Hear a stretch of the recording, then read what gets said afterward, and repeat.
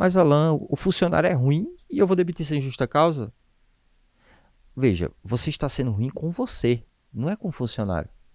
Porque a partir do momento que você mantém um colaborador que não está dando certo dentro da tua empresa, você está sendo levado à sua falência. Então é melhor você cortar ali o problema de imediato, demite sem justa causa e resolve o problema. Demite sem justa causa.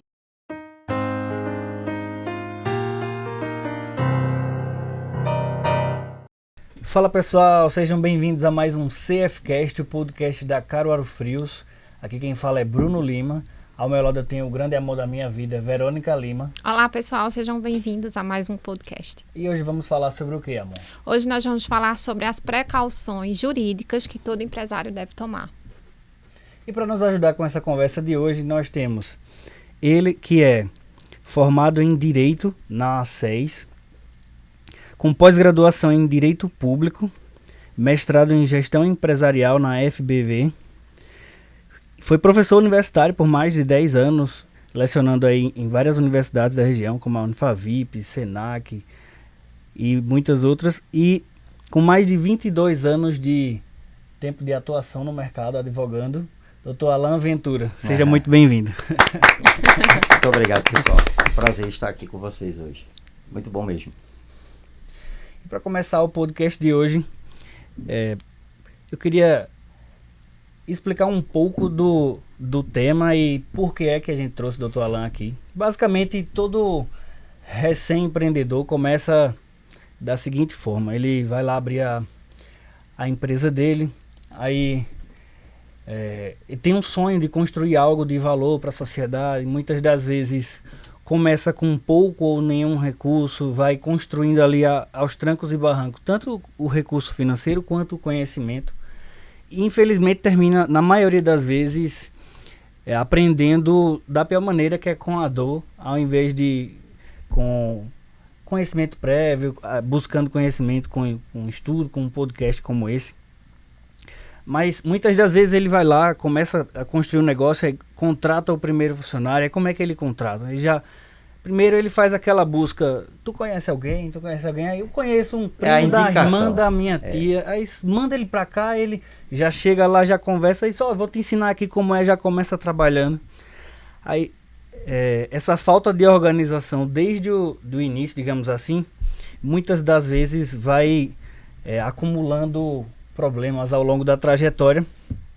E também, ao mesmo tempo, a empresa, mediante tanto esforço que ele vai colocando ali, ela vai crescendo, e às vezes ele continua da mesma forma ali, por conta de estar todo dia ali descascando abacaxi, resolvendo os pepinos da empresa. E daqui a pouco você tem uma empresa considerável com vários funcionários e continua o mesmo processo de contratação por indicação, continua muitas das vezes na informalidade com muitos colaboradores. Eu já vi até casos de pessoas lá na empresa, por exemplo, comentando que como contrata de maneira informal, passa o ano ali trabalhando com os colaboradores, nem registro tem, chega no final do ano ele faz uma média ali na calculadora mesmo, no papel. Se juntasse 13º com férias, com o que você tem direito, vamos supor, dá R$5.000, aí eu dou um valor ao colaborador no final do ano. Eu já vi situações da pessoa, só cortando aqui, mas pegando essa teu exemplo, de uma pessoa que ele entendia que contrato de experiência não precisava assinar carteira de trabalho. Como você está dizendo, a falta de conhecimento. Então, realmente, passa muito por isso o empresário de não ter conhecimento das coisas que acontecem dentro da empresa. Mas, não cortando seu pensamento. Mas, basicamente, é isso. Só focando na parte, por exemplo, de contratação. O que seria um bom processo de contratação e que medidas você pode tomar, no caso, para se precaver de problemas futuros? Vamos lá, vamos falar um pouco de admissão, assim, de uma forma bem breve. O que a gente observa no nosso dia a dia, né? Esses 22 anos aí trabalhando com a parte de empresas. O empresário, ele sente a dificuldade natural de encontrar gente qualificada no mercado de trabalho. Então, ele vai, logicamente, fazer uma seleção. Então, divulga a seleção, entra em contato, né, lógico, a indicação é inevitável, vai acontecer. E assim, funcionários que existem dentro da empresa, que são bons funcionários, tendem a indicar bons funcionários. É uma coisa bem interessante isso. E eles participem, né? O ideal é fazer um processo seletivo e, ao término desse processo, aquele candidato que foi escolhido para fazer parte como colaborador da empresa, ele tem uma série de documentos que ele tem que apresentar, que é importante que a empresa faça isso. E aí eu entro de plano na ideia de que o ideal é que todo empresário, microempreendedor, aquele que é empreendedor como um todo, que ele tem uma empresa pequena, pode ser 2 funcionários, 1 funcionário, 3 funcionários, ele procure fazer algumas coisas que efetivamente tem na legislação. Primeiro, solicitar os documentos que o contador geralmente coloca, né? E eu costumo dizer que o contador é a peça-chave para que a tua empresa ela comece a funcionar e você não tenha problemas de ordem trabalhista tributária lá na frente.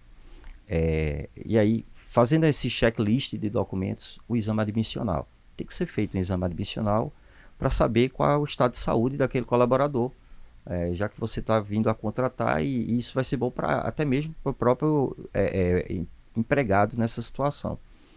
Depois que fazendo o exame admissional, o ideal é sempre fazer a anotação da carteira de trabalho, né? Que a contabilidade geralmente faz isso, e essa anotação da carteira de trabalho, o ideal é sempre fazer um contrato de experiência. O contrato de experiência ele pode ser de 45 dias, prorrogáveis por igual período. Então você tem um contrato de 90 dias para que a empresa conheça o empregado e o empregado conheça a empresa. Esse contrato de experiência é para os dois, porque o contrato ele é bilateral aí. Então, o empregado, ao final dos 45 ou dos 90 dias, se houver a prorrogação, ele pode chegar e dizer, olha, eu não quero trabalhar na empresa. E está rescindido o contrato. Do mesmo jeito que o empregador, ele pode chegar e dizer, olha, houve aquele teste, digamos assim, um período de teste, né? Né, não é de nosso interesse que haja continuidade do colaborador na empresa. E aí você não tem, veja que situação, você evita toda uma quantidade de problemas. Alan, que problemas? Se você faz um contrato de experiência, nesses 90 dias, você anotou a carteira dele, recolheu o FGTS, o INSS, tudo certinho, pagou o salário mínimo, tranquilo. E no final dos 90 dias, ocorre só uma rescisão de contrato, com a baixa de carteira, sem a necessidade de você pagar aviso prévio, multa de FGTS. Então, todas aquelas rescisões em que a pessoa é demitida sem justa causa e gera direitos a essa rescisão do contrato, não vai gerar. Aí, o que é que acontece na prática? A pessoa desinformada contrata, deixa a pessoa trabalhando 3, 4 meses, acha interessante. Aí faz a anotação da carteira. E aí você gerou um problema para você de período de 4 meses clandestino. E aí depois vai ter uma reclamação trabalhista dizendo, olha, eu quero o reconhecimento do período, eu quero as verbas anteriores à retificação da carteira, pagamento de multa. Que na mentalidade de quem não conhece, né, acredita que esse período seria um contrato de experiência, mas na verdade não foi um contrato. O período de testes ali não é um contrato. É porque assim, a CLT durante muito tempo previu a possibilidade do contrato ser verbal. Só que com a criação do e-social, a coisa ficou muito mais amarrada. E o contrato, né, assim, já se pacificou, solidificou o entendimento que, para que seja contrato de experiência, obrigatoriamente ele tem que ser escrito e obrigatoriamente tem que ser assinado a carteira de trabalho. Então, assim, já se superou a situação de o contrato ser de natureza verbal. Sobre ainda a parte de contratação, quem faz toda a parte de contratação, a grande maioria da contratação é a minha digníssima esposa, no caso. Eu queria perguntar a você, no caso, o que é digamos que um processo de contratação efetivo aí? O que você levaria em consideração para contratar e saber quem é que você está contratando e escolher o melhor dentre as opções que temos ali disponíveis? Na verdade, começa bem antes, né? A gente tem um e-mail, Na verdade, a gente não recebe indicações de colaboradores. A gente tem um e-mail, que é o nosso e-mail formal, onde nós recebemos todos os currículos, né? Então, todas as pessoas interessadas para trabalhar na Caruaru Frios precisam enviar para lá, independentemente do setor, né? Então, pode ser o setor mais atuante ali nos serviços gerais, o pessoal ali que atua como frente de caixa, todos os setores, a gente recebe ali currículo nesse e-mail. E então, a gente faz a análise, né, de todos os currículos, baseado, claro, observando o perfil da pessoa, né, e vendo se ela realmente se enquadra para aquela função, a gente faz a seleção e faz a aplicação da prova, certo? Essa prova, costumeiramente, tem 2 fases. Então, a gente tem a prova escrita, que geralmente envolve ali 10 questões, envolvendo não só a questão da língua portuguesa, mas também de contas, né? Pedindo do futuro colaborador, a gente espera um raciocínio clínico mesmo. Clínico, perdão, já estou na mentalidade acadêmica de medicina, perdão. O raciocínio lógico.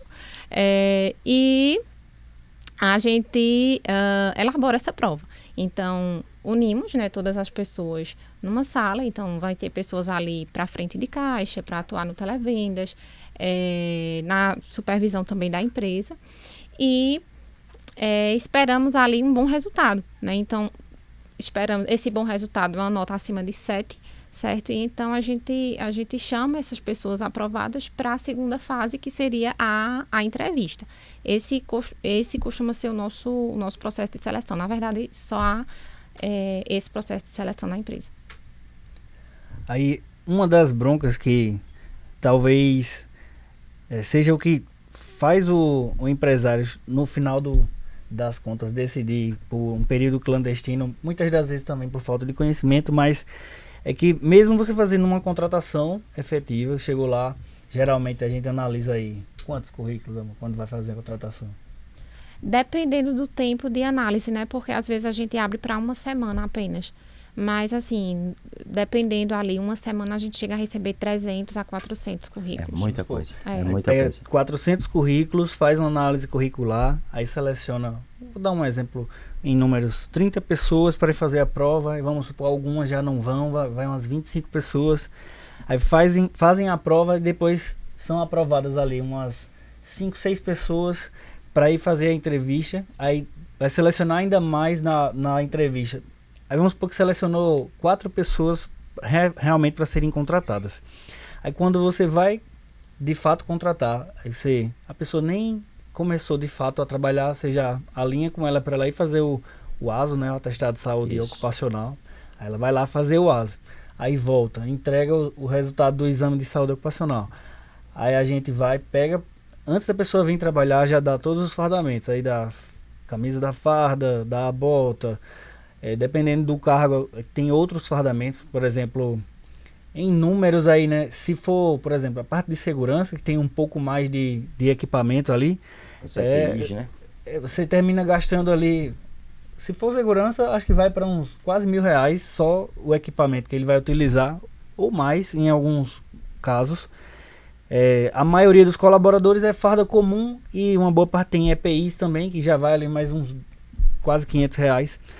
No final das contas, ainda existe o caso de colaboradores que pegaram todo o fardamento, simplesmente nem vieram o primeiro dia ou nem vieram mais e nem avisaram mais nada e desapareceram com... Aí você, por conta disso, em alguns momentos, como a gente não conhece quem é que está contratando de fato, profundamente, às vezes alguns empresários terminam decidindo por contratar e testar a pessoa antes de contratar, na verdade. Bota ali alguns dias, a pessoa vai trabalhando, vai conhecendo. Só que é justamente isso que é o período clandestino, né? É o grande perigo de você contratar de forma errada. E assim, fazendo duas situações que eu lembrei aqui. A primeira é que um caso de uma certa pessoa veio, e acontece muito isso. A pessoa está recebendo seguro-desemprego. E aí ele chega lá e diz assim, olha, eu estou contratado, você está contratado, começa trabalhando amanhã. Aí a pessoa faz, mas olha, ainda tenho 3 parcelas de seguro-desemprego. Para o empreendedor, eu sei que muitas vezes ele quer ajudar a pessoa, mas não caia nessa não. Contrate e diga a ele, olha, eu estou contratando você para trabalhar hoje. Vou assinar sua carteira de trabalho, você vai perder seu seguro-desemprego. Deixa claro isso. Cabe a ele escolher a vida dele. Muitas vezes a gente acaba ajudando e se prejudicando lá na frente. Porque deixa a pessoa trabalhando ali sem a anotação da carteira, aí chega o Ministério do Trabalho na tua empresa. Aí vai verificar lá. A pessoa está recebendo seguro-desemprego e não está com a anotação da carteira. Aí tu és multado, né? A multa, se eu não me engano, é de 800 a 3 mil reais por pessoa. Por pessoa. Então, veja, qual é a lógica do empresário pensar naquela pessoa e não pensar nele? Isso. Né? A segunda coisa que acontece muito, a pessoa chega lá e diz, olha, eu quero trabalhar com vocês, passou no processo seletivo, você gastou, feito você está dizendo, e na hora de assinar a carteira ele diz, olha, eu recebo o Bolsa Família e eu não quero que minha carteira seja assinada. Novamente eu digo ao empresário, não caia nessa. A pessoa tem que escolher o que é que ela quer para a vida dela. Se ela quer trabalhar e crescer, ou se ela quer continuar ali recebendo o seu Bolsa Família, não tenho nada contra, mas a pessoa tem que entender que aquele programa do governo é para ajudar ela de uma forma provisória, não é para o resto da vida. E ela pode perder uma oportunidade de trabalhar numa empresa, crescer nessa empresa, de repente pensar em fazer algum curso superior, de repente muitas vezes as pessoas pensam não conseguem pensar fora da caixa que vivem, né? Não conseguem imaginar que a vida tem um outro futuro e também vão colaborar com a Previdência. Gente, você está colaborando para que no futuro você possa se aposentar, né? Então fica complicado isso. A gente nota que muitas vezes as pessoas, por falta de informação, novamente, elas se limitam a não entrar no mercado de trabalho e, em contrapartida, o empregador muitas vezes ele se submete a contratar dessa forma, sabendo que vai ser prejudicial para ele no futuro. Ele sabe que é prejudicial, mas às vezes ele quer correr o risco. Muitas vezes também a gente, ainda envolvendo nessa conjuntura, a gente observa que a questão da organização, né, de um ponto eletrônico, muitas vezes, que a gente não observa nas empresas, né, costuma ali causar vários problemas. A gente até estava comentando isso em casa, né, Bruno, sobre essa questão. Muitos empresários ainda lidam com aquele ponto de assinatura, né? E a gente tentando colocar na balança. Ou nem ponto tem, em alguns casos. Não tem nada, não tem controle de jornada. Alguns são papel, de fato, e alguns nem não tem nada. Aí, isso é um dos grandes problemas, né? Que podem ser evitados de uma forma relativamente simples. Verdade. Mas, da mesma forma, né? Você começa contratando, você nem sabe se o cara vai ficar. Aí contratou, né? Contratou. Aí terminou, você nem sabia se ele ia ficar, também não pegou ponto de nada, então você não tem nem a comprovação se o cara estava ou não trabalhando, nem sabe o dia que o cara entrou. Muito mal sabe qual é o dia que completa 45, 90 dias de contrato de experiência. Você termina perdendo dias, perdendo prazo, você não está totalmente desorganizado. Isso termina levando a maioria das pessoas que fazem dessa forma a ter problemas sérios, né? E como o empresário poderia evitar esse tipo de problema? Falando um pouco de jornada, né? À medida que a gente passou a fase de contratação, a pessoa começa a trabalhar. Se a pessoa, logicamente, já carteira de trabalho assinada, contrato de experiência, ele vai ter um controle de sua jornada. É importante a empresa ter isso. É importante a empresa pequena, né, salvo engano, são até 10 funcionários, ela pode ter o livro ponto organizado.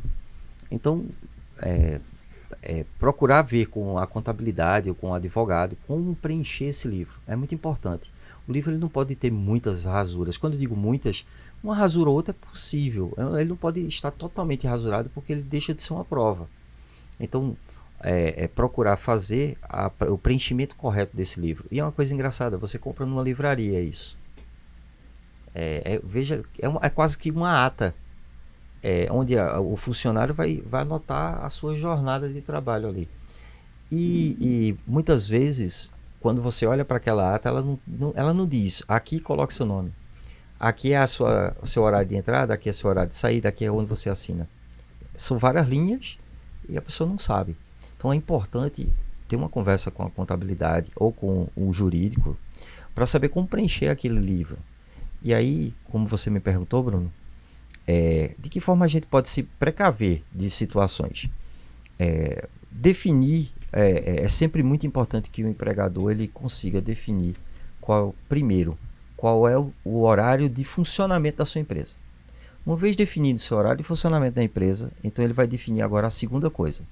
Quantas pessoas eu preciso para trabalhar na minha empresa dentro desse horário de funcionamento? Porque tem empresas que trabalham 12 horas, 10 horas de funcionamento. Então ele vai ter que ter grupos alternados de trabalho, já que o trabalhador ele pode trabalhar 8 horas por dia, né, e 44 semanais. Então, definir isso é muito importante. E uma vez definido, quando conversar com o colaborador, deixar claro para ele, olha, a importância do ponto. O ponto ele é importante para os dois lados. É importante para o empregado também, porque ele comprova ali a habitualidade dele dentro do trabalho, certo? Então, ele vai assinar o ponto, estabelecendo os horários de entrada e saída, sem problema nenhum, e os horários de intervalo, que muitas vezes não são registrados. A pessoa, 6 horas, por exemplo, de trabalho direto, tem 15 minutos, pelo menos 15 de intervalo. E aí ele não anota aqueles 15 minutos. Aquilo ali vai gerar hora extra contra o empregador. Então o empregador ele tem que orientar o empregado. Passa muito mais pela posição aí do empregador, demonstrar isso ao colaborador, da necessidade de se fazer essa coisa. Fazer essas anotações, porque isso é uma precaução por parte do empregador, né? O empregado ele vai assinar na entrada, na saída e está tudo certo. E o meio de campo ali? É aquele momento que ele para almoçar, por exemplo, no caso, para aqueles que trabalham acima de 6 horas, 8 horas, que tem no mínimo 1 hora de intervalo. E essa pessoa que vai tirar 1 hora de intervalo, ele está registrando isso? É importante esse registro, esse controle de jornada, e tem que ser feito pelo empregador.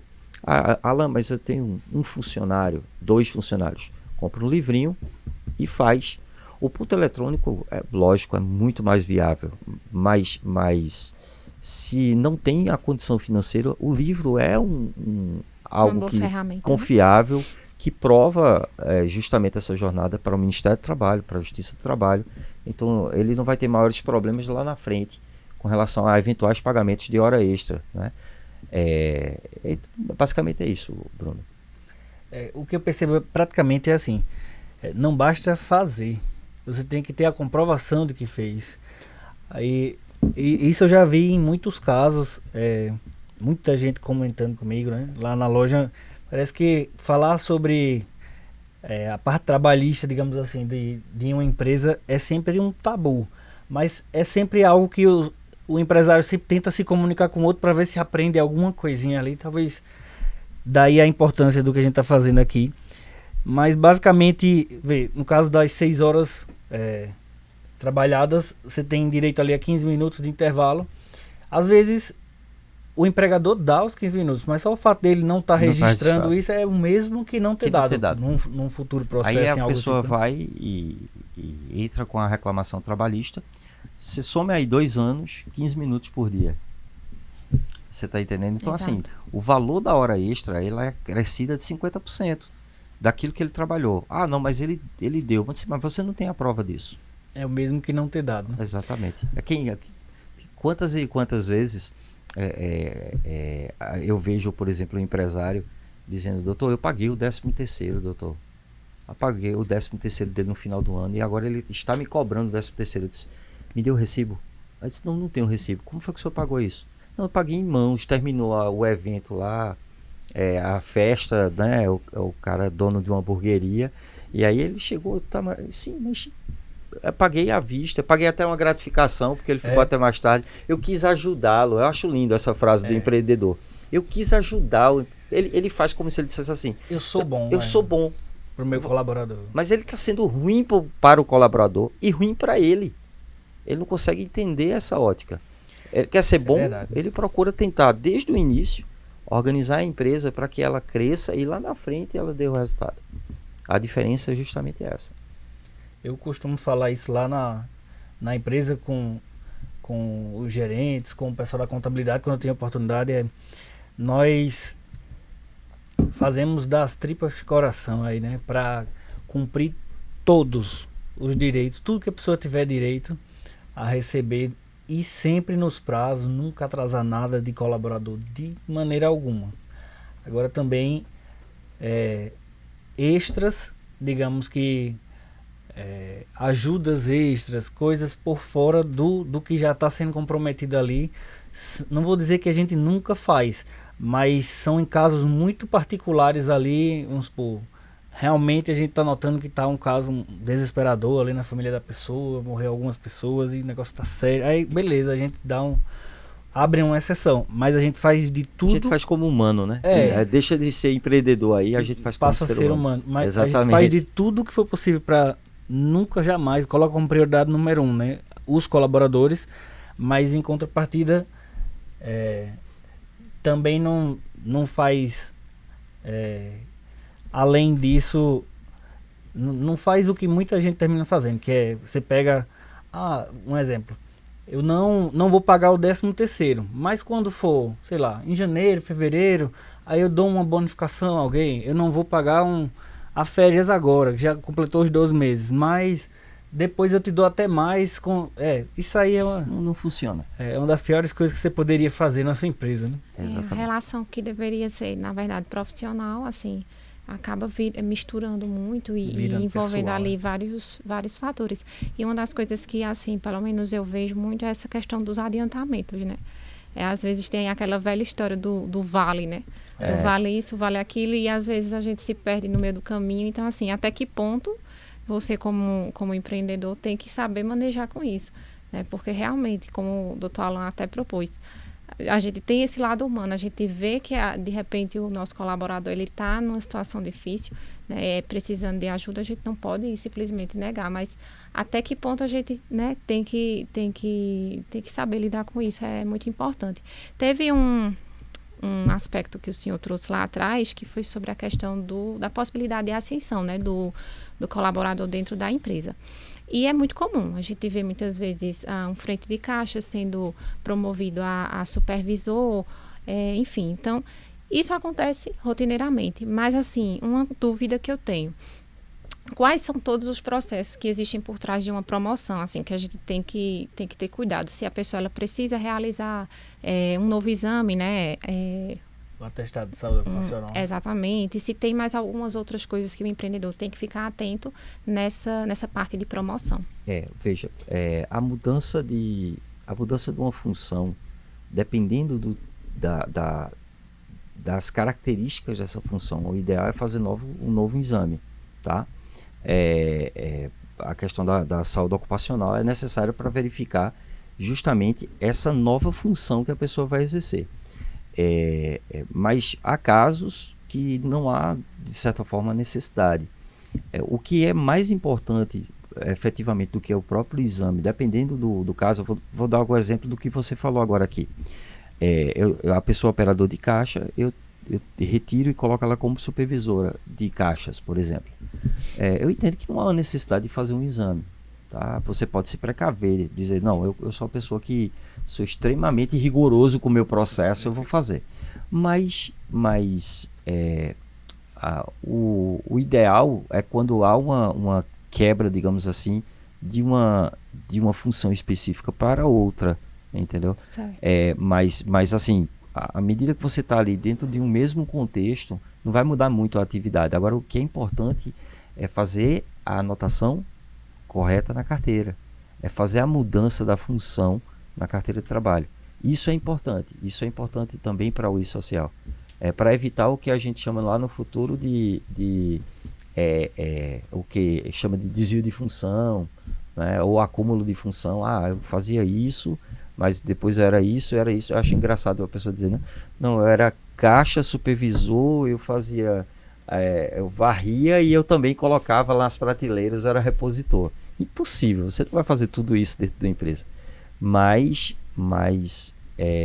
É importante definir isso no contrato de trabalho, ou seja, na carteira de trabalho, para que você também lá na frente você possa dizer, não, olha, a partir daquela data a gente mudou a função dela dentro da empresa. É isso, basicamente isso. Um outro ponto que eu queria abordar com o senhor é a parte de hora extra em si. Basicamente, hora extra tem algumas dificuldades de serem calculadas. Porque, por exemplo, o primeiro passo é, mesmo você calculando as horas extras, se você demora para calcular essas horas extras mais do que 5 dias úteis, digamos assim, contábeis, né? Que o dia útil contábil é um pouco diferente do dia útil bancário, né? O bancário não leva em consideração o sábado nem o domingo como um dia útil. Já o contábil leva o sábado como um dia útil, né? Aí você pega digamos que termina o mês, dia 31. Aí dia 1º, você já agora tem 5 dias úteis contando com contábeis, sábado. digamos assim, contando com o sábado para calcular a hora extra. Aí, se for papel, já é extremamente difícil você calcular. Se for um ponto digital, aí vem outro problema. Se aquele ponto ele lhe dá praticamente a hora extra, ótimo. Seria o melhor ideal, possível. Né? Só que alguns dos pontos, pelo menos que a gente já chegou a ter, eles praticamente geram apenas um relatório de pontos. Eles não geram um relatório da hora extra. Aí você tem que sair fazendo um bocado de inserções, demora bastante para você incluir lá o que foi uma falta, o que era um dia comum de folga daquela pessoa, o que é um atestado, se naquele dia houve algum problema que a pessoa teve que trocar de horário, se vamos supor, chegou 1 hora mais cedo, saiu 1 hora mais cedo, não é uma hora falta naquele momento. Para poder fazer isso tudo dentro de 5 dias úteis ali, para poder entregar dentro da folha e facilitar Eu fico imaginando uma empresa com 10 mil funcionários. E ainda converter o tempo muitas vezes, né? Porque às vezes nesse ponto eletrônico fica um pouco difícil a conversão, né? Às vezes tem pessoas que preferem passar tudo para minutos e depois transformar em horas, ou já tem pessoas que conseguem fazer na planilha de Excel. Cálculo de hora por si só já é algo complexo, né? A hora extra também, ela tem um perfil que você pode pagar em até 6 meses. Você tem um prazo de pagamento grande, né? Havendo o ideal, havendo banco de horas, exatamente. Só que individual, uma das broncas é, imagina, você deixa para pagar depois, não, vou juntar 6 meses e vou pagar de uma única vez. Só que você tem problemas também, porque aí você já não pode incluir na folha, porque a folha tem competência, né? Vamos supor, a hora extra de fevereiro tem que entrar no mês de fevereiro. Você não pode pagar em julho a hora extra de fevereiro. Aí você vai pagar a hora extra. Aí se você paga em dinheiro, por exemplo, a maioria dos problemas, na verdade, numa empresa, quando você paga em dinheiro, é que você geralmente pega papel. Se você for juntar papel para tudo que você pagar ao colaborador, a pasta dele vai ficando cada vez mais grande ali, né? Enorme. Aí, como fazer, né? Qual a melhor forma de gerenciar para que você tenha hora extra?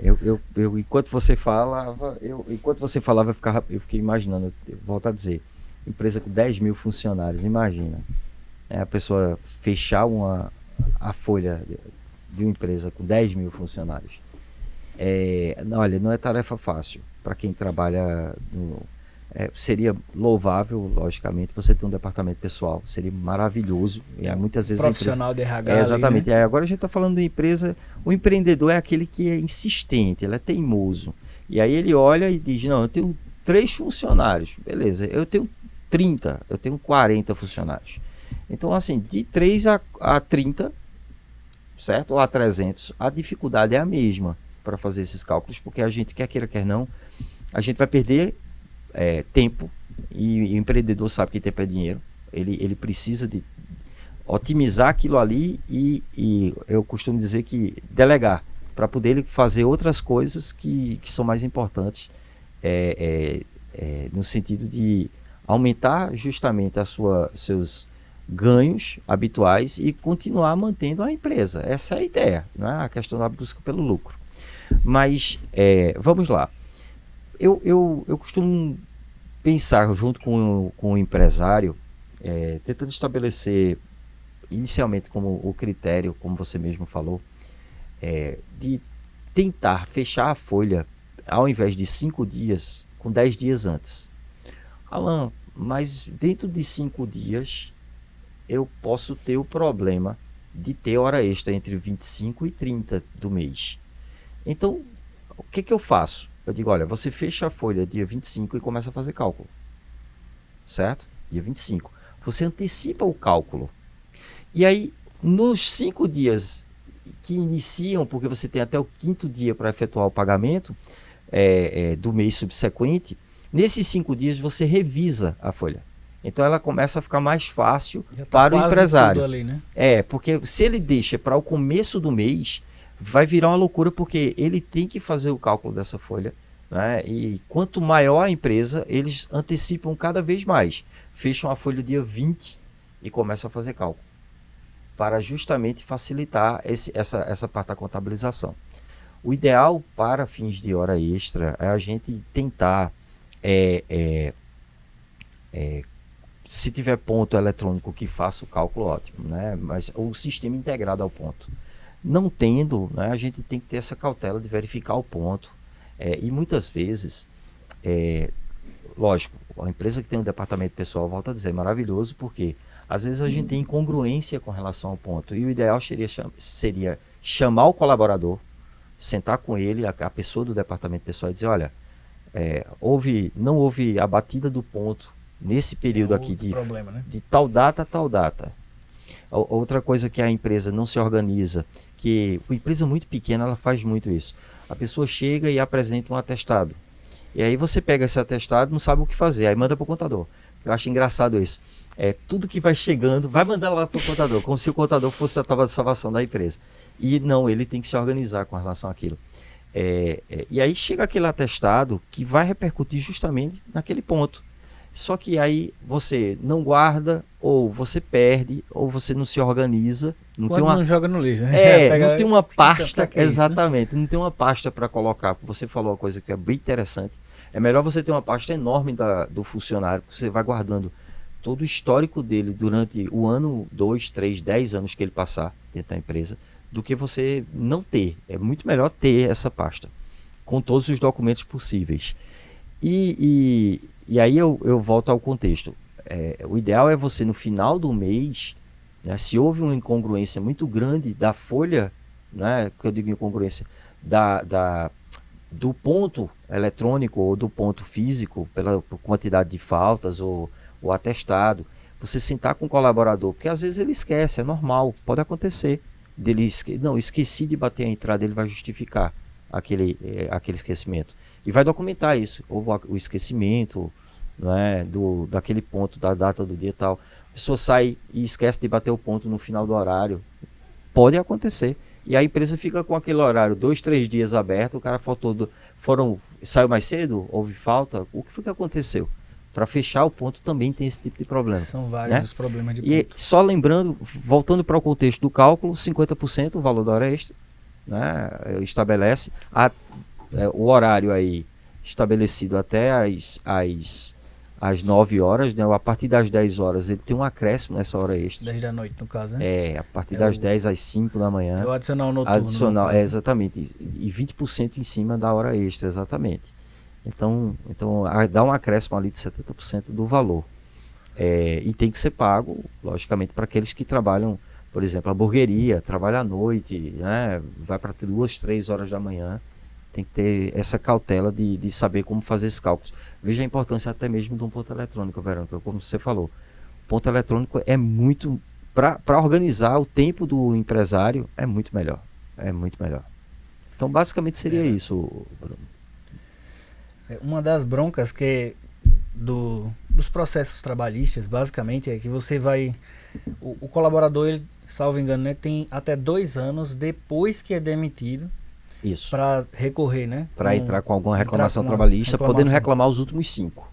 Ainda ele tem até 2 anos e pode reclamar os últimos 5 que trabalhou. Exatamente. No caso. Exatamente. Trabalhou 10 anos, não poderia reclamar. 2 anos para reclamar na justiça, tendo direito a reclamar os últimos 5 anos de trabalho.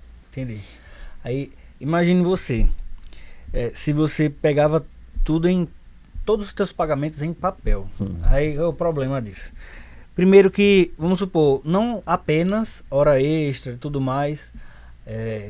Se ele tem 2 anos depois que foi demitido, tem os últimos 5 São 7, trabalhados. né? São 7 anos. Pra Se você já ter tem uma papel, empresa, empresa maior, né? De maior duração, né? Já tem muitos anos de mercado. E você pegar uma coisa de 7 anos atrás, e muitas das vezes, até outros pagamentos como FGTS, INSS, o que você for pagando ali, se você tem o hábito de pagar em lotérica, por exemplo, você vai lá com os boletos, aí paga. Vai pagar. Aí você pega o comprovante se apaga dentro de poucos meses ali. É luta. Outra das broncas também que a gente vivencia, né? Ouve muito falar. Você passa a pagar em banco, vou pagar tudo em bancos. Aí no seu banco, quando você precisa, e tu precisando de um comprovante de 2 anos atrás, você vai lá, não tem. Aí, como assim não tem um comprovante? Eu só estou usando o banco só por causa disso, para pegar o comprovante, pagar tudo dentro da conta, folha de pagamento. Quando você precisa, não tem. Ou se tem, assim, ainda eles pedem um grande prazo para veja- poder veja a enviar o necessidade. Pega uns comprovante. 15 dias aí para liberar um comprovante. Veja a de necessidade mais da de pasta 3 grande, meses. viu? Veja a necessidade da pasta grande. Tudo que for pago é documentar, é imprimir mesmo. Imprimir o boleto, porque hoje, na nossa realidade, que é tudo digital, você recebe o boleto digital, você não imprime, você faz o pagamento através do internet banking no seu celular, gera o comprovante, às vezes eu tenho a cautela, eu faço todos os meus pagamentos da mesma forma que qualquer pessoa, empresário faz, mas eu tenho a cautela de mandar um e-mail para mim mesmo. Eu criei um e-mail para organizar as minhas contas. Então eu mando para mim o boleto e o comprovante junto. E eu salvo com o nome, dia, horário, de tudo que... Então eu vou pagar o imposto, é aquilo ali. Eu vou pagar o funcionário, é aquilo ali. E eu vou colocando tudo ali dentro. Para facilitar o nosso tempo, porque se eu precisar imprimir, eu não tenho um departamento pessoal. Né? Se eu tivesse um departamento pessoal, de repente o departamento pessoal iria realizar os pagamentos, e depois ele iria providenciar a impressão de todos aqueles documentos, colocar dentro daquela pasta do funcionário e vai ficar lá tudo organizado pelos próximos 5, 10 anos, mas vai ficar sempre tudo muito bem organizado.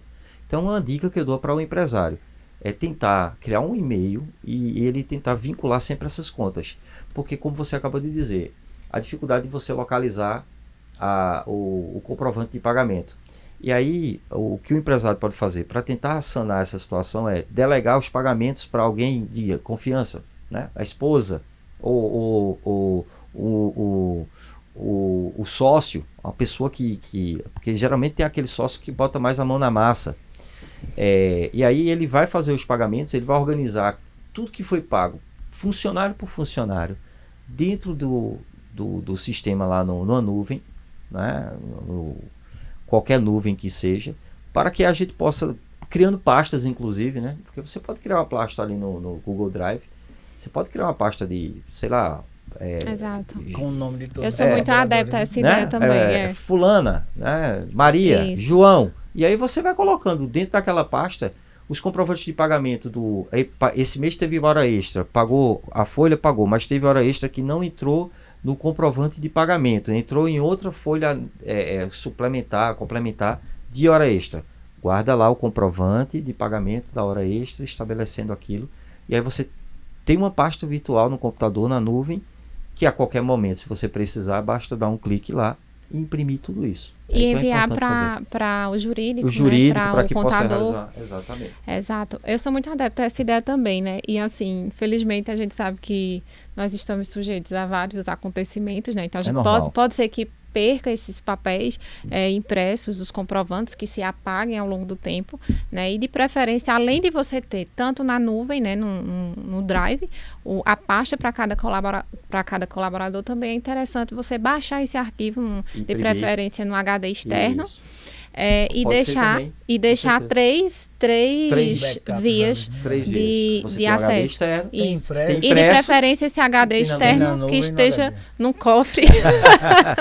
Verdade, documentos comprobatórios.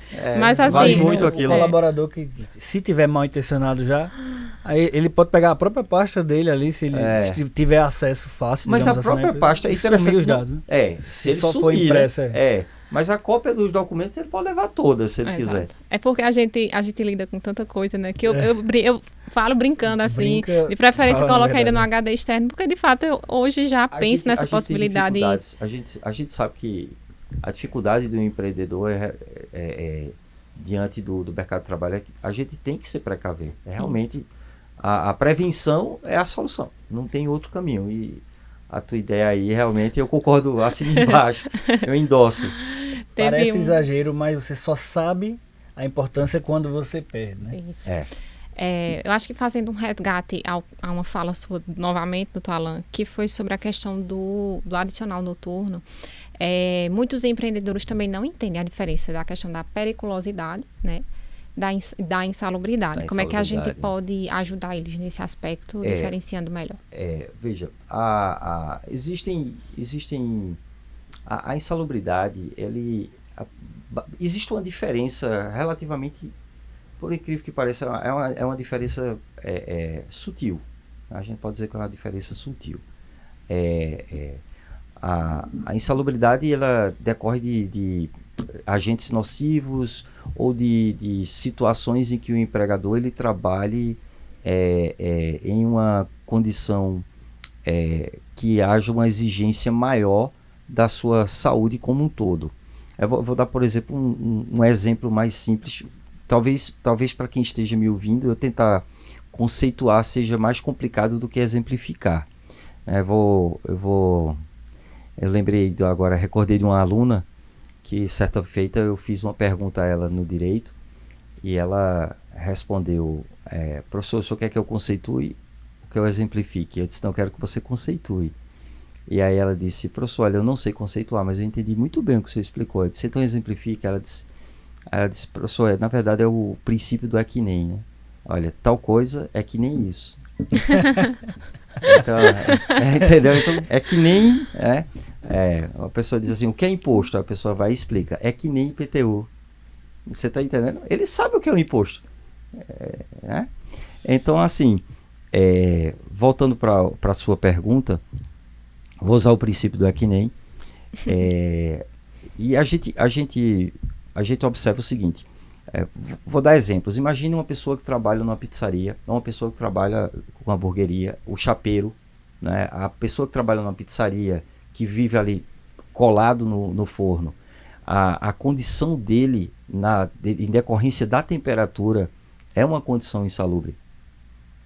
Tá? Ele não está numa condição de risco de um acidente em que efetivamente a gente poderia dizer que é uma condição perigosa para o trabalho dele, mas é uma condição que há um desgaste natural da sua saúde. Então a insalubridade da periculosidade seria essa diferença. O que é diferente do motoboy? Aquele que vai entregar a pizza, ele está numa condição de periculosidade, né? Ou aquele que trabalha com a substância inflamável, em que há a possibilidade de explosão, a periculosidade. Existem regras. O que eu costumo dizer é que o empregador, no caso o empresário, ele não precisa tanto se preocupar com isso. O que ele precisa entender é o seguinte: aquela função que meu colaborador vai desempenhar, ela é insalubre ou perigosa? Aí diz: Alan, e como é que eu vou saber isso? A contabilidade pode ajudar você a fazer isso. Até porque quando ele vai montar a tua folha de pagamento, ele vai dizer: olha, essa pessoa ela trabalha numa condição insalubre ou numa condição perigosa. Alan, e para aqueles empresários que o cara tem dois funcionários, aí ele vai ter que sentar com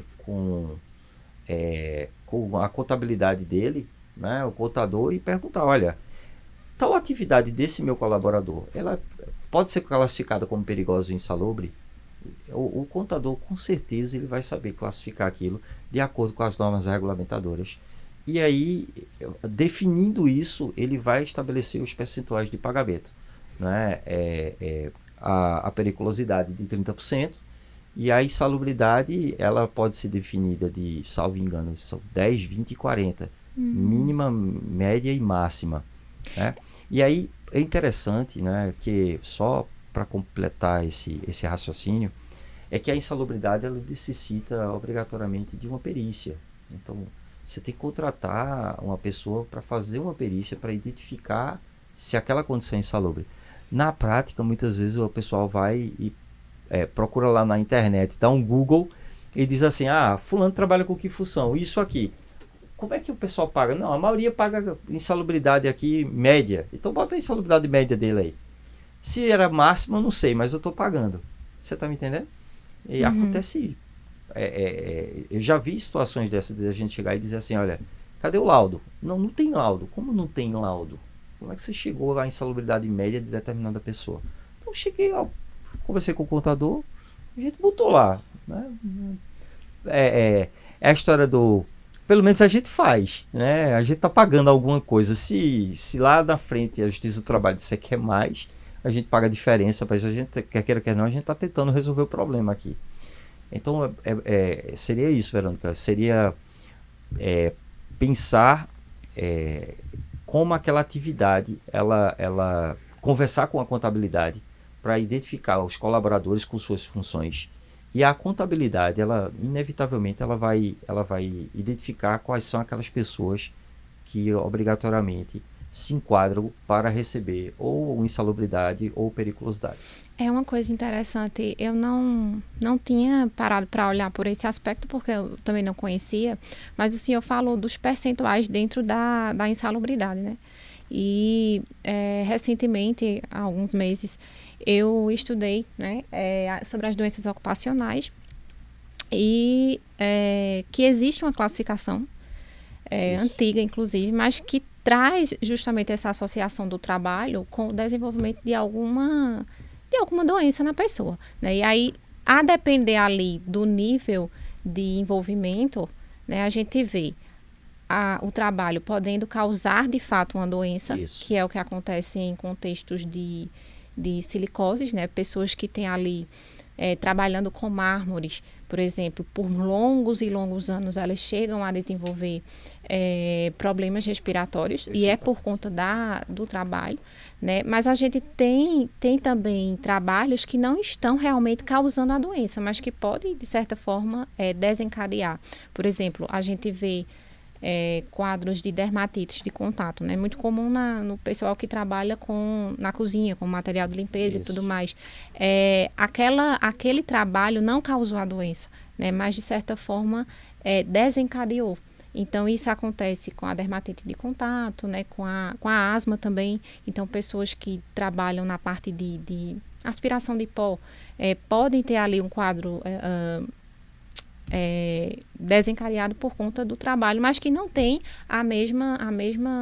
o mesmo impacto, por exemplo, de uma pessoa que realmente trabalha com a sílica, né, causando ali a silicose. Então, eu acredito que esse percentual esteja justamente relacionado a isso, né? E assim, compreender isso é importante, mas talvez não tanto assim para o empreendedor, mas assim, ele ter essa visão de que não é porque a pessoa trabalha necessariamente com isso, né? Por exemplo, a gente vê a questão dos operadores de caixa. Pode ter problemas de varizes? Pode, né? Mas não é que aquela função está desencadeando as varizes necessariamente. É um fator agravante, não é verdade? Mas não é uma coisa que realmente cause e diga, não, é isso que tá, porque às vezes a pessoa é mulher, por ser mulher já é fator de risco para varizes, tem ali um quadro de obesidade atrelado, um quadro de tabagismo de repente, né? Mas vários fatores que agravam aquilo ali. Então, essas nuances, né, acredito que seja o que determina ali esse percentual que o senhor falou. Na verdade, eu não sei, eu estou chutando. É verdade. E assim, você começou a falar de doença, né? A cabeça já vem pensando, né? A questão os auxílios doença, né? Que eu acho que é outro problema que a gente surge muito nas empresas, a questão do afastamento do próprio empregado, né? E aí fica aquela situação do empresário que ele não sabe o que fazer, porque o empregador saiu. E uma pergunta muito comum que me acontece é a questão da estabilidade daquela pessoa que, por exemplo, saiu no benefício, né? Porque passa até 15 dias a empresa paga. A pessoa, né, teve um auxílio doença, recebendo através do INSS, e aí ele passa, sei lá, 3, 4 meses e depois ele retorna. E a primeira pergunta que o empregador faz, né, quando é que eu posso efetivamente desligar ele da empresa? Muitas vezes colocar a pessoa... pelo né? INSS. Porque diz assim, olha, ele não está desempenhando a função e como é que fica? E aí é uma coisa que todas as vezes, essa pergunta ela é muito feita pelos empresários. E é até delicado, né? É delicado, vamos supor, exatamente. realmente você tem um colaborador que teve um problema. Não é safadeza, ele tem uma doença de fato. Aí ele entra até pelo benefício do INSS, no caso, né? Tá ali recebendo seu benefício. Aí passa vários meses, volta, ainda está doente. Exato. E- Só que aí e não manda de consegue volta dizer- para o INSS, o INSS diz que não, e que volta aí para a empresa. Ele não consegue trabalhar, aí o que é que você faz? Não faz, né? A gente continua nessa novela, infelizmente. A gente tem que diferenciar duas coisas. Existem dois tipos de auxílio, digamos assim, auxílio-doença. Tem o auxílio-doença comum e o auxílio-doença acidentário. O auxílio-doença comum não gera estabilidade. Vamos dar um exemplo aqui. Eu peguei uma pneumonia. Não vou trabalhar, vou me afastar. Passei 30 dias afastado, certo? Quando eu voltei ao meu trabalho normal, a empresa, por motivos quaisquer, resolveu demitir. Está demitido. Não há problema. Ele não tem estabilidade em relação a isso.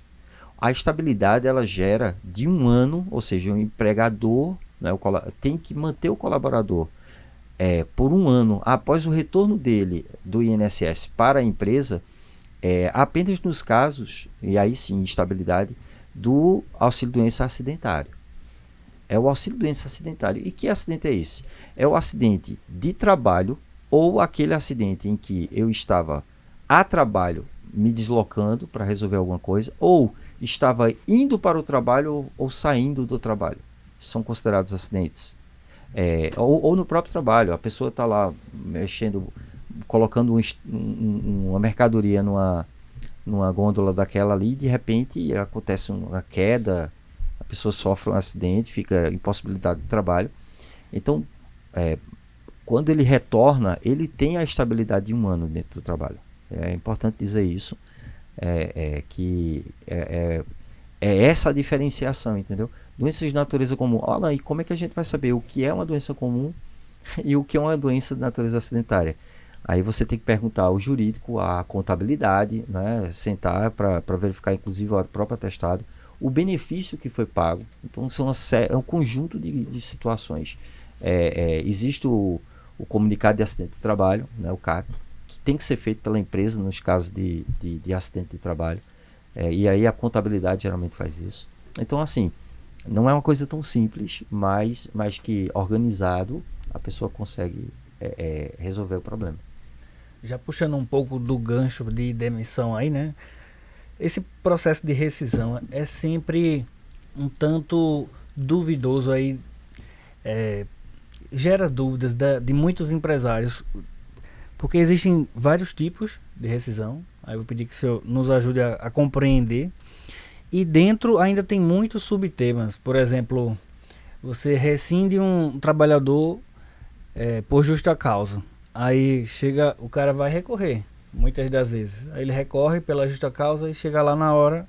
Aí, por exemplo, o juiz ou a juíza pode lhe perguntar: esse colaborador já tinha sido reincidente em problemas? Cadê as suspensões, as advertências? Aí você pode até ter feito uma advertência, uma suspensão, mas não escrita, não foi verbal ali apenas. Aí como é que o empresário pode se precaver ou até se organizar e qual o melhor tipo de rescisão a ser tomada? Bruno, falando especificamente de qual a precaução que o empresário deve ter, eu diria papel. A gente está no mundo digital e o papel ele continua sendo a coisa mais importante para o empregador. É impressionante. Papel. As advertências, elas ou até mesmo as suspensões, no caso de condutas que não sejam compatíveis com o trabalho, o ideal é que elas sejam escritas. Tá? Tanto advertência quanto suspensão, é importante que ela seja escrita. Porque lá na frente, como é que você vai efetivamente provar que existe aquela situação de uma conduta, por exemplo, desabonadora em relação E aí a CLT ela estabelece quais são as situações em que o empregado pode vir a sofrer advertência, suspensão.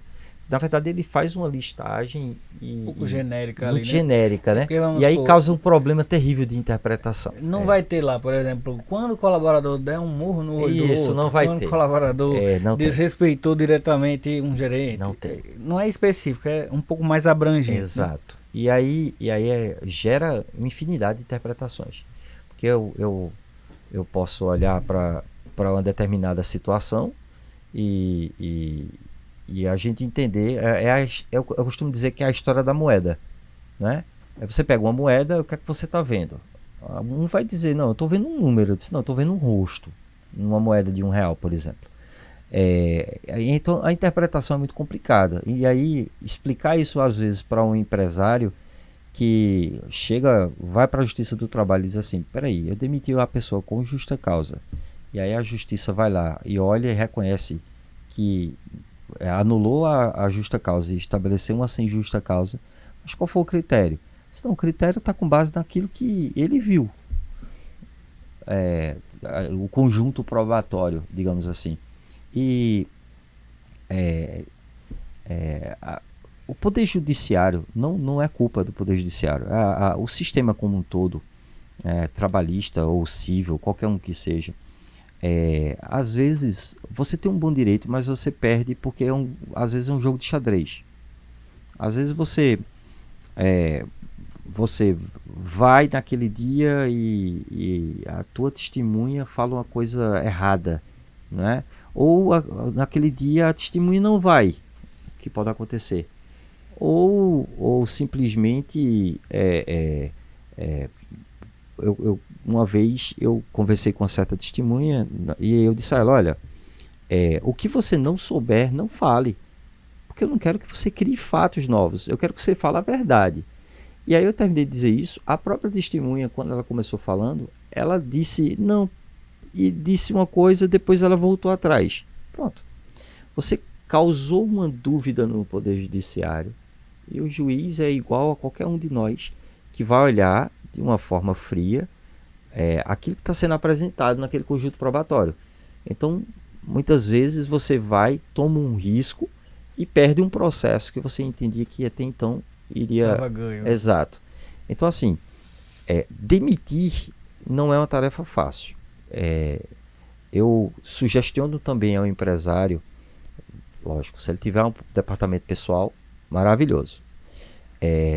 Eu converso com os empresários e às vezes eles me trazem um problema dizendo, olha, aquele colaborador está dando muito trabalho. E em 99% das situações, o empregador chega e diz, ele está faltando 2, 3 dias. Aí depois ele falta mais 2, 3 e apresenta um atestado. Aí diz que vem amanhã, aí falta por alguma coisa, aí cortou o ponto. E aí você vai ter aquela dor de cabeça com aquele funcionário. A gente pede uma coisa, ele não faz. Aí a gente vai dar uma advertência. E aí você vai fazendo aquele... o que todo empresário faz, ele fica procurando um meio de demitir aquela pessoa com justa causa. O Poder Judiciário como um todo entende que só as faltas mais graves ele poderia gerar de repente uma justa causa. Quais seriam essas faltas? Seria a questão de furto, violência dentro do estabelecimento, uma briga de vias de fato, alguma coisa que fosse muito mais contundente. Obscenidade também. A obscenidade, a coisa mais contundente, que pudesse existir aí uma coisa muito mais grave. Mas quando a gente observa uma situação em que o funcionário ele é relapso, ele falta umas vezes, outras não, diz que está doente, apresenta atestado, aí de repente você vê, vai para uma festa, né? Aí você diz, não, vou demitir com justa causa. Às vezes a empresa vai demitir com justa causa. Aí a gente vai observar o quê?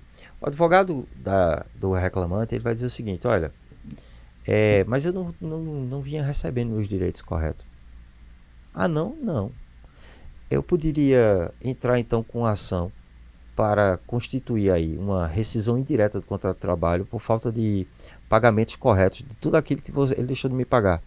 Então veja que interessante, o empregador, diante de uma situação que ele achava que poderia demitir com justa causa, pode ter revertido a situação na Justiça do Trabalho, porque ele, empregador, estava dando causa para que aquele funcionário fosse relapso. Não estava pagando em dia o salário, atrasava um mês. O jogo virou. O jogo virou. Você está me entendendo? Então, assim, o empresário ele tem que ser uma pessoa que trabalha de uma forma correta e ele, a matemática dele tem que fechar. 2 mais 2 igual a 4. E aí eu chego para esse empresário muitas vezes e digo a ele, olha, eu conheço, sei que não está tudo regular muitas vezes. Eu digo, vamos fazer o seguinte, demita sem justa causa. Mas Alan, o funcionário é ruim e eu vou demitir sem justa causa? Veja, você está sendo ruim com você, não é com o funcionário. Porque a partir do momento que você mantém um colaborador que não está dando certo dentro da tua empresa, você está sendo levado à sua falência. Então é melhor você cortar ali o problema de imediato, demite sem justa causa e resolve o problema. Demite sem justa causa, não é mas Alan... E é outra coisa que eu também não consigo entender do empresário, certo? Às vezes eu também não consigo entender o empresário. Você tem um bom funcionário, você não quer que ele saia. E aí você está trabalhando com ele e de repente ele chega para você e diz, olha, tem uma proposta de trabalho melhor e eu estou pensando em sair da empresa e vim conversar contigo. Aí você naturalmente você vai de repente dizer, não, fica, eu tenho uma proposta melhor para você, né? A gente dá uma melhorada aqui no teu salário, a gente te dá uma gratificação e se ficou bom para ele, ele vai continuar porque você sabe que ele é um excelente colaborador. Só que muitas vezes eu fico indignado às vezes com o empresário, porque às vezes ele liga para mim e diz assim, Alan, fulano, eu fiz uma proposta e tal, e eu não quero demitir ele sem justa causa. Certo. Aí eu pergunto logo, é um bom colaborador? Ele disse, rapaz, é o melhor que eu tenho aqui. Certo. E aí? Eu disse, não, eu mandei ele assinar uma carta de pedido de demissão. Aí eu disse, espera aí, o mau colaborador tu demite sem justa causa e dá todos os direitos trabalhistas dele. E o bom colaborador, o que é que tu faz com ele? Manda ele assinar uma carta de demissão, É faz difícil. isso não. Faz o seguinte... Inverte, faz o contrário, né? Se der. Se não der, demite todo mundo sem justa causa, porque o empregador... Olha, não tem coisa melhor quando o empregador chega e diz assim, olha, infelizmente, não dá mais para a empresa, a gente vai precisar mais do seu serviço, tá aqui, daqui a 10 dias, seu aviso prévio vai ser indenizado, daqui a 10 dias, a gente acerta com você, passa departamento pessoal, maravilhoso. Maravilhoso. E quando é um bom colaborador, o que é que você diz para ele? Olha, eu estou triste porque você está saindo. Mas olha, as portas da empresa estão abertas para você. Mantenha ali um bom vínculo, porque você não sabe o dia de amanhã. Aquele colaborador que hoje está saindo da empresa, amanhã pode ser um empresário. Porque de repente ele pode, né, empreender. E ser um parceiro de trabalho teu. Quantas e quantas vezes a gente não vê a pessoa trabalha no mercado e sai, monta um mercadinho e de repente está comprando no mercado para vender no mercadinho dele. É verdade. Se tornou cliente seu, fornecedor seu, amigo, testemunha no processo futuro. Exatamente. Também, né? Tudo isso. Então a gente tem que ter também esse bom senso. Agora, falando especificamente de uma forma mais seca, a demissão ela pode ser o pedido de demissão, que eu aconselho realmente a pessoa, quando chegar dizendo o colaborador, olha, eu quero demissão, certo? Tá aqui o papel caneta, tá aqui um modelinho, faça de punho pedido de demissão. Vou providenciar as contas com a contabilidade e a gente rescinde o contrato a partir daqui. Eu acho muito engraçado quando o funcionário não é bom, ele chega para você e diz, olha, eu quero ser demitido, agora eu quero todos os meus direitos, porque não é o que acontece, é o que acontece comumente. Alan, tem como resolver isso? Não tem, é uma coisa que não vai, porque contrato é isso. Agora, no Brasil, se acostumou a situação de que é o empregador que tem que colocar para fora com todos os direitos. Gente, isso é um contrato. Você já imaginou, por exemplo, vamos fazer um comparativo com um casamento.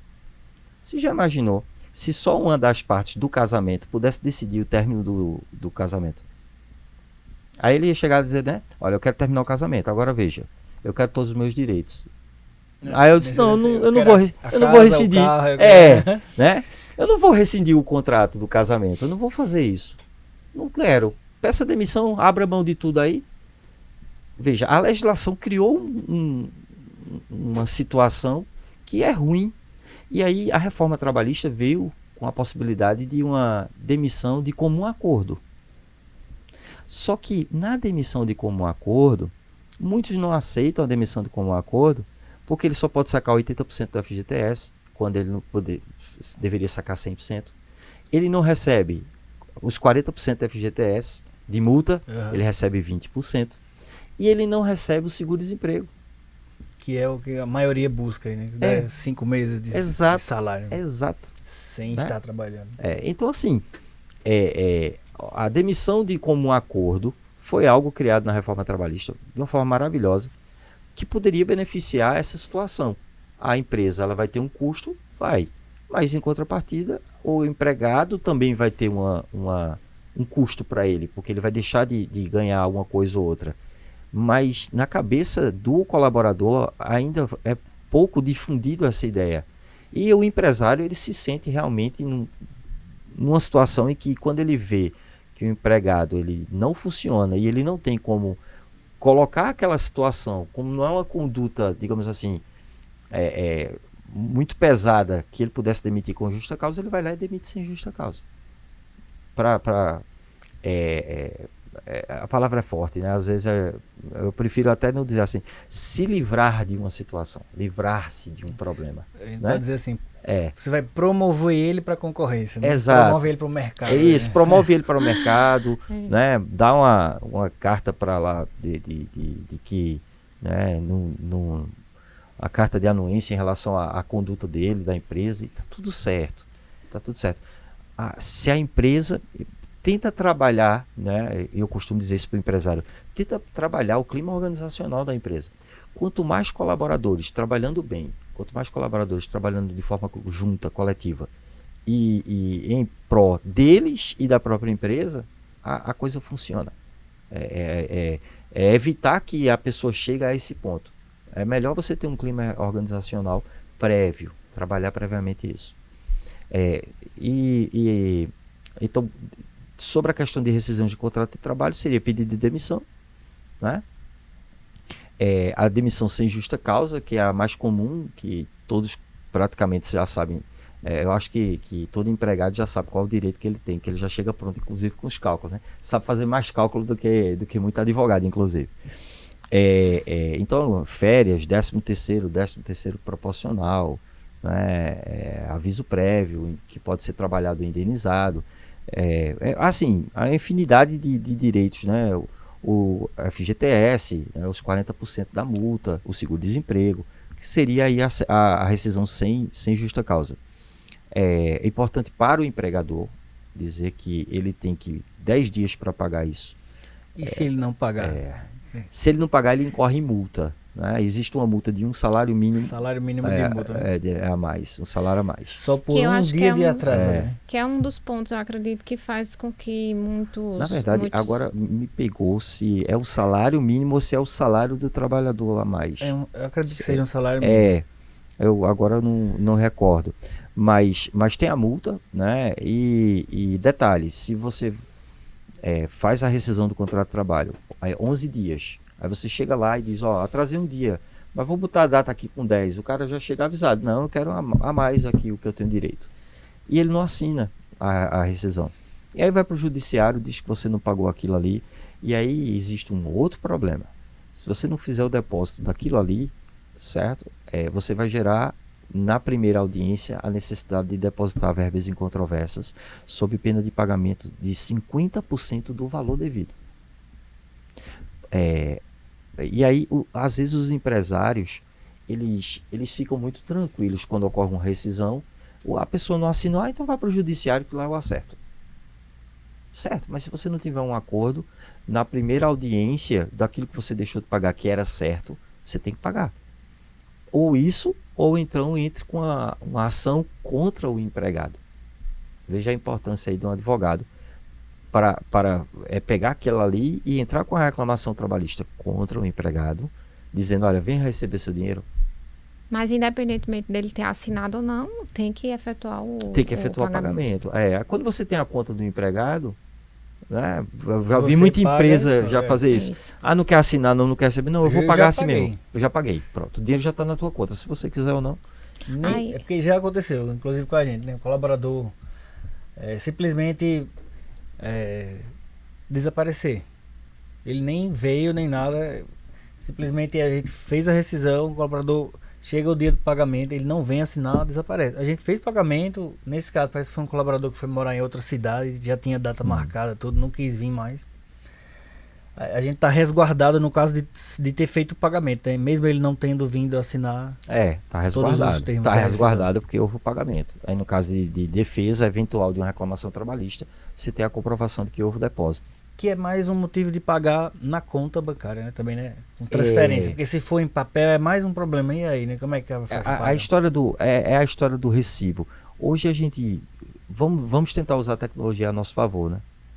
Se a gente tem como pedir para a pessoa, abra uma conta aí no Nubank, abra uma conta aí no Inter. Ele abre uma conta, a gente faz a transferência de uma conta para outra e no final das contas está até resolvido. E aí eu escutei um empresário, né, conversando comigo, eu disse, olha, o senhor tem 20 funcionários, mas por que o senhor paga em dinheiro? Imagina, final do mês, ele está com aquele dinheiro lá no escritório dele. no Digamos cofrezinho, assim, no escritório da empresa dele, Um risco a mais ali. para pagar em dinheiro. Ele disse, Alan, eu pago em dinheiro, porque ele é do ramo de supermercado. Ele disse, eu pago em dinheiro porque a pessoa, quando termina de receber, ele faz a feira dele aqui, o dinheiro volta pro caixa. Ele já paga, já volta aqui. A preocupação dele era fazer com que o dinheiro voltasse para ele. E se a pessoa receber na conta, não pode comprar não no pode comprar? débito, No no Pix, não? Pode do mesmo, Sacar o dinheiro no banco. pode 24 do horas, mesmo exatamente. jeito. Essa lógica, no final das contas, não Tem existe. muita, Essa sempre questão dizendo que não. da abertura da conta bancária, inclusive, é um dos pré-requisitos para trabalhar lá na empresa, né? Assim que a gente faz a entrevista e que consegue que o colaborador futuro, na verdade, consegue ser aprovado, a gente sempre solicita já Ótimo. a abertura da conta e é até uma ideia que eu deixo para você, empreendedor que está nos assistindo, já pedir ali no momento da contratação a abertura da conta ali da conta bancária que você mais utiliza. Mas vocês comentando sobre esse ponto da questão da rescisão, né?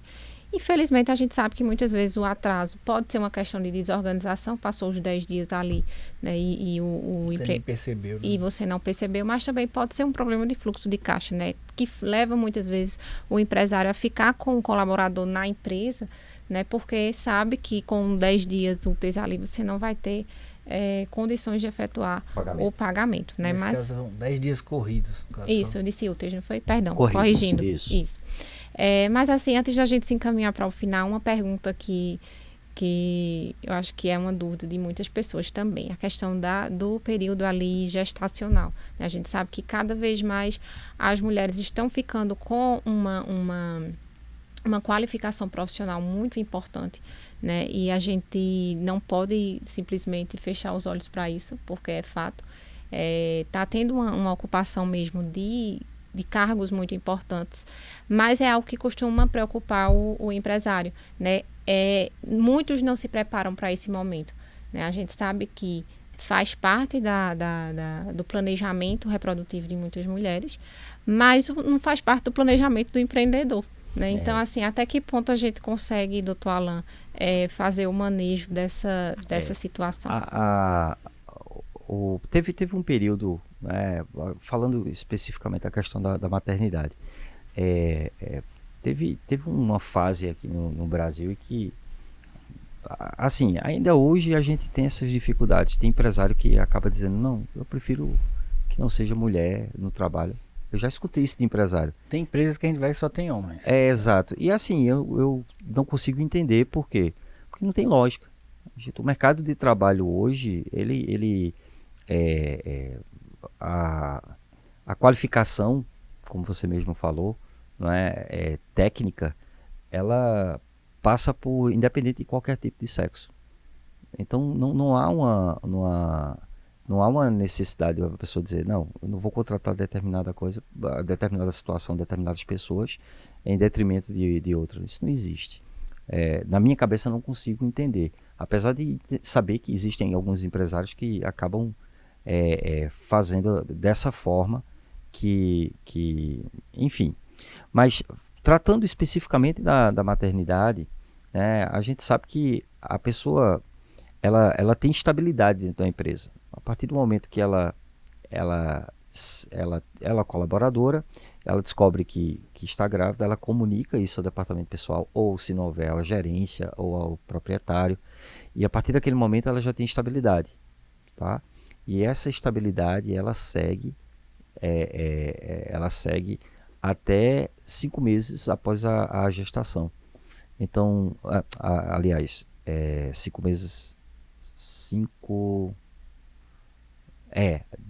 meses após a gestação, exatamente isso. Então, o que acontece? Ela vai receber o valor relativo ao salário de maternidade de 4 meses, e ela, voltando para a empresa depois desses 4 meses, praticamente ela tem mais um mês ali dentro. Porque o que acontece muito a pessoa vai trabalhando e ao invés de sair, né, a legislação fala que ela pode sair até 28 dias antes do parto. E a pessoa opta por esperar mesmo e tem 4 meses mais um, que é a estabilidade, que sinceramente eu acho muito pouco. Eu acho que a legislação ela poderia ser mais benéfica com relação a isso para a mãe. Geralmente o período total trabalhado dela, incluindo a própria licença maternidade, ultrapassa os 12 meses e já coloca férias também em um dos meses ali, após a licença. Exatamente, é possível a colocação para ser mais um né? mês, para que ela possa realmente cuidar dessa criança. Existem projetos, né? Por exemplo, servidor federal já são 6 meses de licença. Mas aí ele tem a estabilidade do cargo dele que ele ocupa. Eu acho que a legislação ela poderia ser mais benéfica nesse sentido para as mães como um todo. Então, assim, a estabilidade ela existe, ela tem que ser cumprida. E uma coisa interessante é com relação à questão do pagamento do salário maternidade, é que a empresa ali acaba arcando com esse salário e aí deduz na parte da Previdência, né? Já teve um período que voltou para a Previdência, mas aí a Previdência demorava para efetuar pagamento e, enfim, hoje há a dedução, a parte previdenciária, mas a gente sabe que, falando sobre a questão de programação, como é que o empresário, às vezes, ele tem 2 funcionários, aí a pessoa engravida, aí ele tem que pagar o salário daquela pessoa e ele não tem dotação para contratar uma terceira pessoa. Isso acontece muito. Aconteceu um caso... Acontece muito. O empresário ele fica amarrado, que ele diz assim, meu Deus, o que eu ganho hoje financeiramente, eu pago 2 funcionários, eu não tenho dinheiro para pagar 3. Mas eu tenho que ter, porque eu preciso de um funcionário para ocupar aquela função, né, como substituto durante um período, e eu fico numa situação complicada. Não tem como resolver isso, né? A gente vai quebrando a cara e vai lutando para que a coisa dê certo, né? Empreender é isso, né? E junta o trocado aqui, junta o trocado ali e vai conseguindo pagar as contas como um todo. Teve um caso de um cliente comentando comigo, eu entendi uma das broncas dele. E basicamente é o seguinte, tanto ele me falou isso, quanto eu tenho a mesma opinião. No ramo dele, as mulheres ele encontra muito mais facilidade em contratar mulheres capacitadas do que homens. A gente também vê isso na contratação. Você finaliza uma contratação, aí tem muito mais mulheres do que homens. Por quê? Porque 95%. Porque as mulheres estão mais sendo contratadas muitas vezes, mais capacitação, buscando mais espaço no mercado de trabalho ali. Aí, uma das broncas desse cliente que ele me contou, basicamente é que ele não tinha estruturado o fluxo de caixa dele, o capital de giro dele, deixado uma reserva para esse tipo de situação. Nesse caso dele, ele tinha 4 colaboradores. E ele comenta que dentro de 2 meses, 3 das 4 colaboradoras que ele tinha ficaram gestantes. Aí, qual a bronca? Ele tinha 4 e precisava continuar com 4 para o negócio continuar rodando. As 4, quando entraram, as 3, né? Quando entraram em licença maternidade, ele não tinha o dinheiro suficiente para repor, colocar mais 3 pessoas e conseguir tanto realizar o pagamento corretamente das que estavam em licença maternidade quanto dos que estavam entrando. E aí ele começou a se endividar, né? Começou a correr atrás de crédito, empréstimo, cartão de crédito, o que tinha que pudesse fazer para se virar nos 30 para colocar as 3 pessoas para trabalhar ali no lugar, substituindo temporariamente. E outra dúvida que fica é no término da licença maternidade, porque geralmente são 5 meses de licença e depois tem mais um mês de férias ali que você já anexa para dar uma força a mais ali. É muito difícil para pagar as férias, né? É mais complicado, porque você ainda tem que pagar, fora o salário dela, da que não está trabalhando, ainda tem mais um terço. Aí aumenta, é mais pesado ainda. Além do fato de que quando a recém-mãe ali, né, volta a trabalhar, sempre fica uma certa dúvida se ela consegue atualmente conciliar o trabalho com a maternidade ou se ela vai realmente optar por pausar o trabalho para se dedicar à maternidade. Porque nós somos recém-pais, né? Mãe e pai aqui. A gente sabe que é um nível de dedicação ali praticamente que exclusiva se você não tiver, por exemplo, a maioria da população não tem condições de contratar uma babá, aí quem é que vai cuidar? Se você não tem um parente que pudesse ficar durante o seu horário de trabalho, então, praticamente a mãe vai ter que ficar ali, principalmente a lactante, né? Precisa estar em contato ali sempre com o bebê. Aí, além do período dos 6 meses ali, 5 meses de licença, 1 mês de férias, no 7º mês você ainda fica na dúvida. Eu mantenho, agora ele tinha 4, né? 3 entradas de licença, eu mantenho os 7 ou não, ou demito os 3 e fico com as 3 recém-mães, digamos assim, ou será que elas vão continuar, vão sair, aí com 7 ele terminou de quebrar a empresa dele, não conseguiu ali lidar com o fluxo de caixa negativo que estava sendo gerado. É meio complicado a situação, é mais financeira do que pessoal. Planejamento. Com certeza. E assim, hoje a gente olha para nossa empresa, né, assim, as nossas 3 gerentes, todas mulheres, as meninas ali do RM, da supervisão. As pessoas mais capacitadas. As pessoas mais capacitadas. São mulheres. Então, para o empresário, assim, é crucial que haja essa organização financeira, né? Porque realmente é algo que pode preocupar e se ele realmente não tiver a organização suficiente, acontece o que aconteceu com o nosso cliente, né? Infelizmente, não conseguir arcar com tudo. Só dando continuidade e já seguindo aí rumo ao fim. Uma das coisas que você enfrenta logo ao começar um negócio digamos que como montar a sua jornada de trabalho.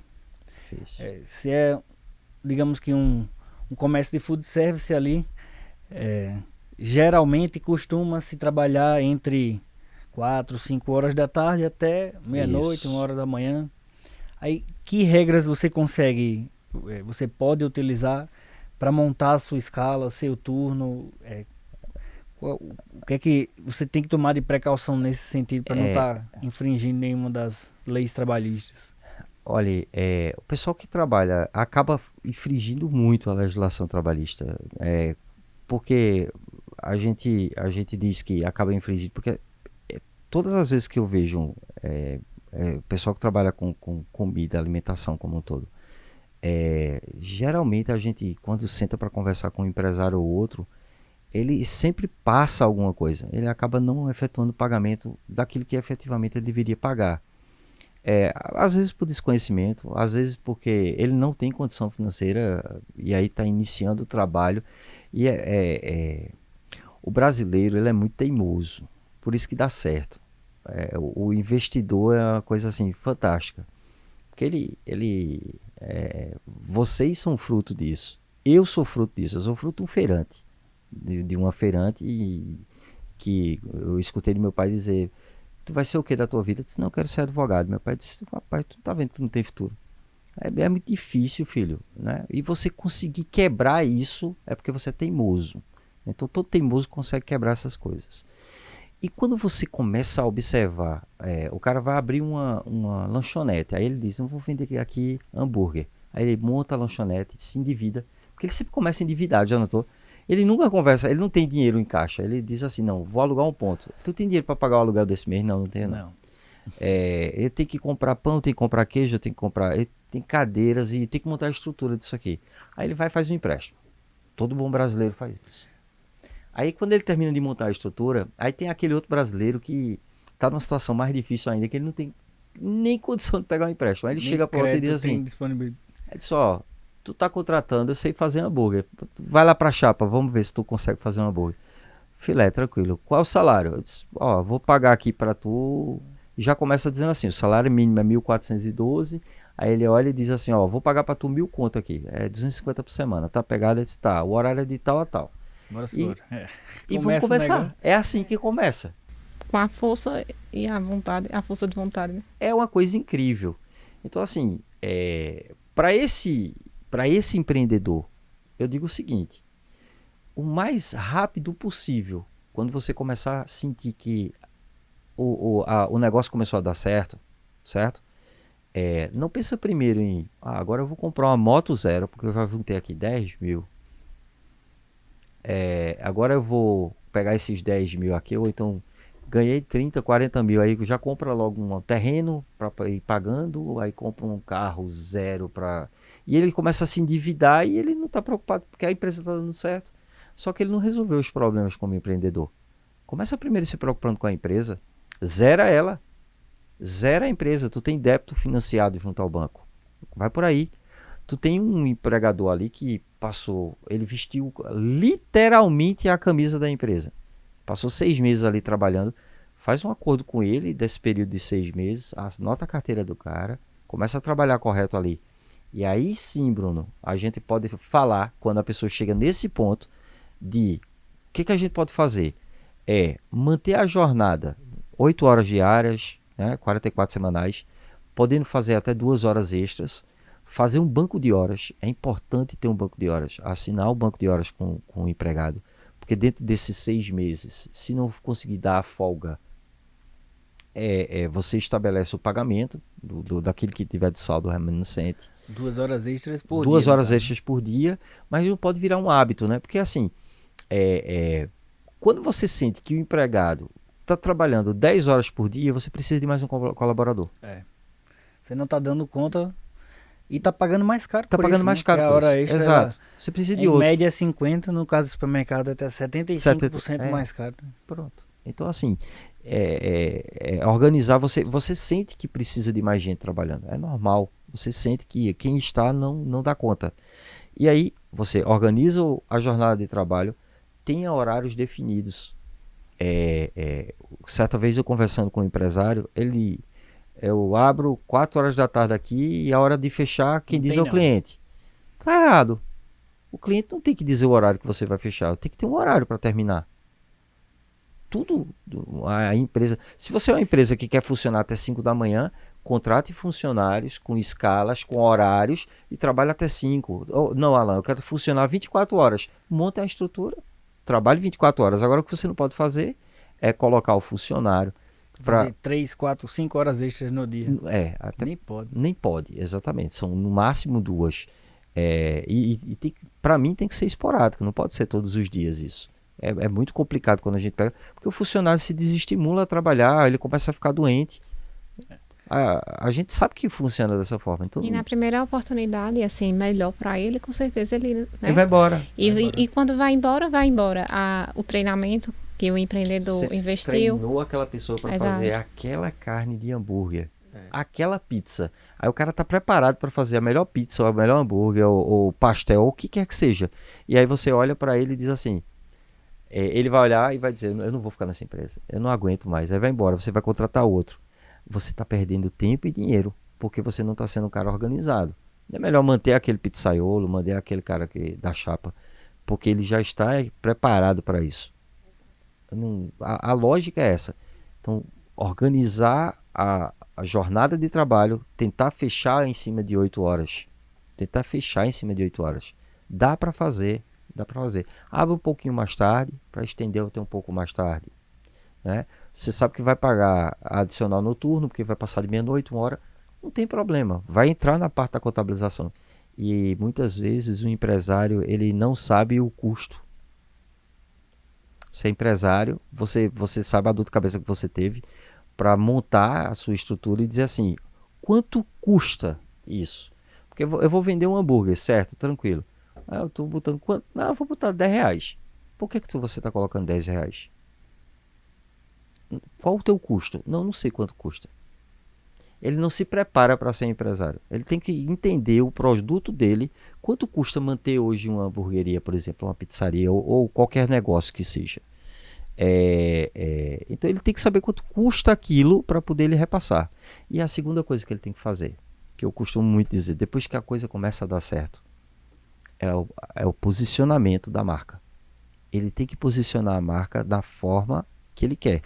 Então existe aquele perfil de pessoa, ele tem que entender, estudar o mercado dele, para ele entender quem é que compra o produto dele, saber o que vender com base no que quem compra, né?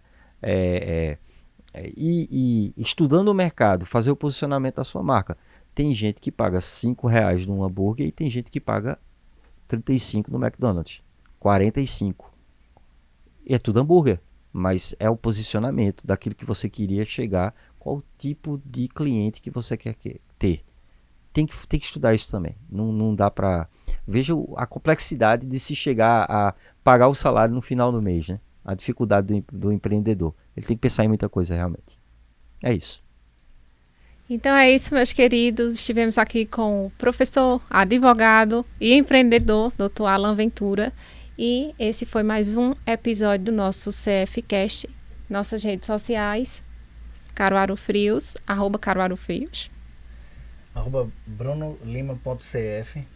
Os pessoais, né? E @Verônica Liliane Lima. Doutor Alan, como as pessoas podem encontrar o senhor nas redes sociais? As pessoas podem me encontrar com Alan Ventura na internet, e aí tem contato do escritório, então, enfim. Mas do mais, eu gostaria de agradecer muito pela participação disso aqui. Eu sei o quanto a gente poderia, inclusive, estender mais a nossa conversa, né, a quantidade de infinidade de perguntas, falar sobre, enfim, férias, falar sobre 13º, prazos de pagamento, é uma infinidade de direitos. E eu agradeço muito o convite e a participação aqui nesse podcast. Teremos mais oportunidades. Né? Temos muito a falar ainda. Tranquilo. Valeu. Então é isso. Tchau, tchau, pessoal.